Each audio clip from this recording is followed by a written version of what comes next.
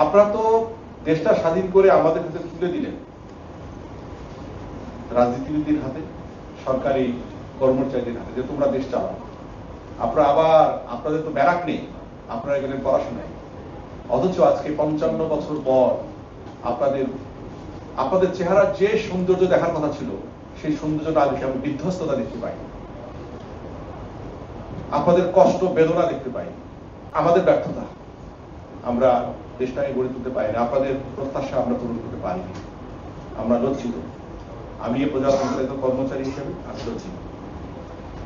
কি নির্মমতা যে একদিকে যেমন 25শে মার্চের গণহত্যা চিন্তা ভাবনা হচ্ছে, তখন আমরা বাঙালি জনতা কিছুই জানি না।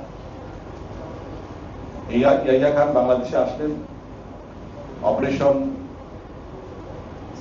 সার্চ লাইট ক্যারি আউট করার চিন্তা ভাবনা করছে, অস্ত্র শস্ত্র যোগান দেওয়া হচ্ছে, বিভিন্ন ক্যান্টনমেন্ট পরিদর্শন হচ্ছে, ফোর্স মোবিলাইজেশন হচ্ছে, অথচ আমরা কিছুই জানি না। এত নির্মমতা, এত নির্লজ্জতা একটা জাতি কিভাবে করে? পাকিস্তান আসলে কোনোদিনও টিকতো না। 23 বছর টিকেছে, এটাই বেশি।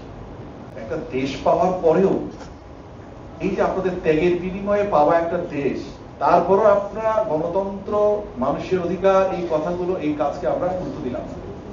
গায়ের জোরে রাষ্ট্র চালাতে চাচ্ছি। আপনারা নিশ্চিত থাকতে পারেন, আপনারা ভয় পাবেন না।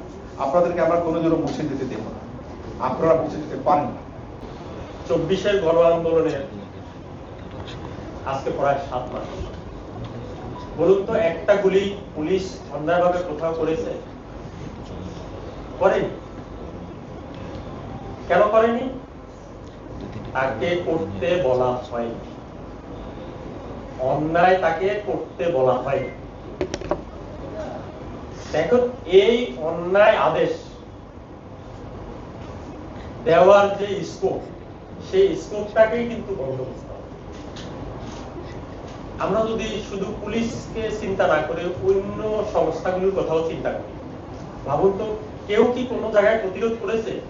এই স্বৈরাচার বলেন, পেশিবাদ বলেন, তাদের বিরুদ্ধে কোথাও কি কোনো প্রতিবাদ হয়েছে? হয়নি।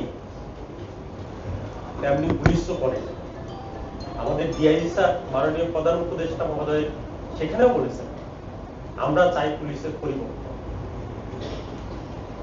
এবং পুলিশের পরিবর্তন চাইলে সেটা কখনোই হবে না। মনে করবে যে আমরা মনে হয় সুবিধা নেওয়ার জন্য চাচ্ছি। পরিবর্তন যদি না আসে, তাহলে কিন্তু এই অন্যায় আদেশ আবারও আসবে।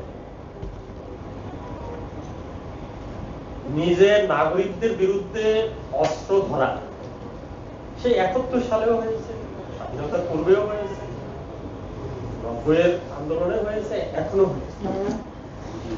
এই আন্দোলনে বা এই সংগ্রাম প্রতিরোধ করার জন্য, জনগণের আকাঙ্ক্ষা প্রতিরোধ করার জন্যই কিন্তু জনগণের টাকায় কেনা হয় অস্ত্র ব্যবহার। তাহলে এইটাকে বন্ধ করার জন্য সেটা আমাদের এই কিছু পরিবর্তন শুধু পুলিশে না, সব জায়গায় পরিবর্তন আনতে হবে। বীর মোশাররফ হোসেন যেভাবে বলেছিলেন, স্বাধীনতা অর্জনের চেয়ে স্বাধীনতা রক্ষা করা কঠিন। আমরা সেই রক্ষা করার কাজে নিয়োজিত। স্বাধীনতা অর্জন করতে প্রচুর রক্ত দিতে হয়েছে, প্রচুর শ্রম দিতে হয়েছে অনেক ত্যাগ। কিন্তু রক্ষা করতে প্রতিনিয়ত প্রতিটি ক্ষণ আমাদেরকে যা দিতে হয়, সেটা হয়তো কখনো কোথাও লেখা হয় না। কিন্তু এই না লেখা বিষয়গুলো, এই না লেখা ত্যাগগুলো এবং এই না লেখা পরিশ্রমগুলো কিন্তু না জানা থেকে যায়। প্রতিনিয়ত আমাদের পরিশ্রম, ষড়যন্ত্রের মোকাবিলা করে আমাদেরকে টিকে থাকতে হয় এবং আমাদেরকে স্বাধীনতার সার্বভৌমত্ব রক্ষা করে চলতে হয়। আমার একজন প্রাণপ্রিয় মুক্তিযোদ্ধা বলেছেন এই সরকার সম্পর্কে, গণতন্ত্রের সংজ্ঞায় of the people, by the people, for the people. এই সরকার অফ দ্য পিপল এই কারণে যে এই সংগ্রামের মাধ্যমে জনতা এবং ছাত্র জনতারও এক বিশেষ আত্মত্যাগের মাধ্যমে এই সরকার প্রতিষ্ঠিত। এই সরকার কারো দয়ায় প্রতিষ্ঠিত হয়নি।